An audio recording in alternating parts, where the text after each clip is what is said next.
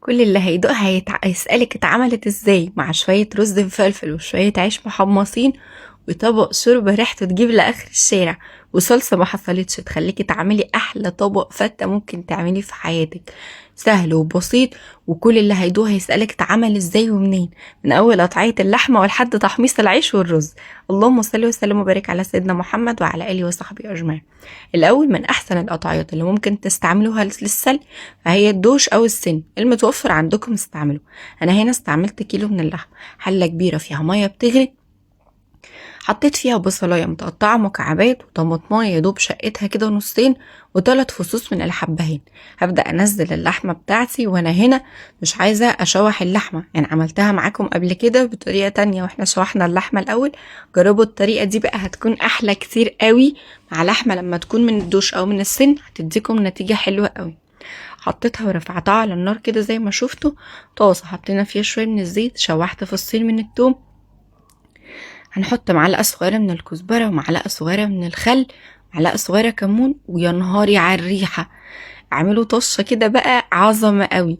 نزلوا عليها كوبايتين من الصلصة، وهنا هتبقوا عملتوا صلصة وطشة في حلة واحدة من غير ما تحتاجوا بقى الطشة في جنب والصلصة في جنب تاني.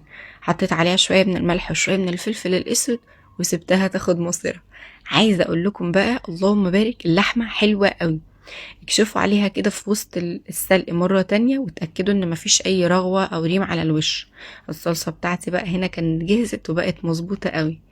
فحلة بقى فاضية كده على النار، هنزل شوية من الزيت وشوية من السمنة البلدي، وهحط معاهم 3 فصوص من المستكة. اول ما يبدأوا كده يسيحوا هنزل عليهم كوبايتين ونص من الرز المصري المغسول ومتصفي كويس جدا، هديهم تشويحة كده محترمة. وبعدين هنزل عليهم معلقة صغيرة مليانة من الملح وربع معلقة صغيرة من الفلفل الأسود ومكعب مرقة ماجي.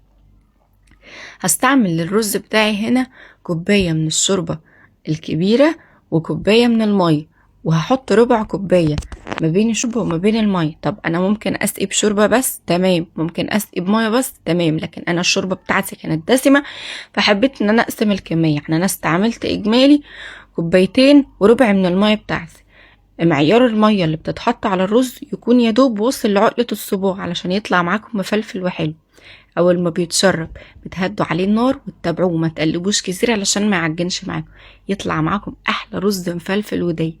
الشوربه بتاعت اللهم بارك خدت ساعه بس، عايزه اقول لكم طلعت حلوه قوي.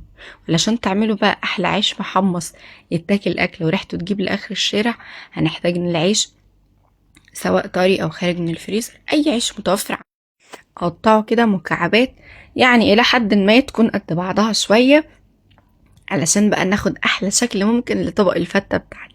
بحب قوي ان انا اقطعها بالعيش، وتقدروا تقطعوها التقطيعة اللي تناسبكم.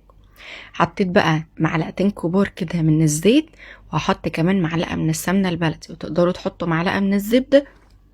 هنحط شوية من الملح وشوية من الكمون، نقلب الكلام ده كله كويس قوي وهو بارد لسه مع بعضه. وبعدين نرفع الكلام الجميل ده كله على عين البوتاجاز مع تقليب مستمر. هتلاقوا العيش بتاعكم بياخد تحميصة كده وكراست دهبي. عايزة اقول لكم ان والله انتوا هتاكلوا العيش قبل الفتة. ولو وصلتوا لحد هنا قولولي بقى، بتفضلوا الفتة الاسكندراني اكتر ولا الفتة المصري بتاعتنا؟ العيش بتاعي حطيت عليه معلقتين كبار من الشوربة ومعلقة كبيرة من الصلصة، وقلبته كده تقليبة خفيفة علشان يفضل فيه قرمشة صغيرة كده بتخليه حلو قوي. هبدأ بقى ان انا اوزعه في الطبق بتاعي وانزل عليه بالرز المفلفل الحلو اللي احنا عاملينه. وعايزة اقول لكم اللهم بارك، الريحة حرفيا وهمية. قدموه بقى، زينوا كده بقى العيش يعني حوالين الاطباق بتاعتكم علشان تعملوا شكل حلو. زودوا الصلصة كده، حطوا اكسترا صلصة عشان بتبقى حلوة وكتير. حطوا قطع اللحمة بتاعتكم وقدموها. وعايزة اقول لكم انه والله دي هتكون احلى مرة تعملوا فيها طريقة ما بغيرهاش بقالي سنين، انا بس بزود عليها كده تركات تخليها احلى واحلى. هستنى بقى تعملوا لايك وشير كتير قوي للفيديو، تبعتوا الفيديو لاصحابكم علشان يستفيدوا، تعملوا منشن لكل اللي تحبوهم يجربوا الوصفة، ولايك وشير بقى يا حلوين. بصحة هنا.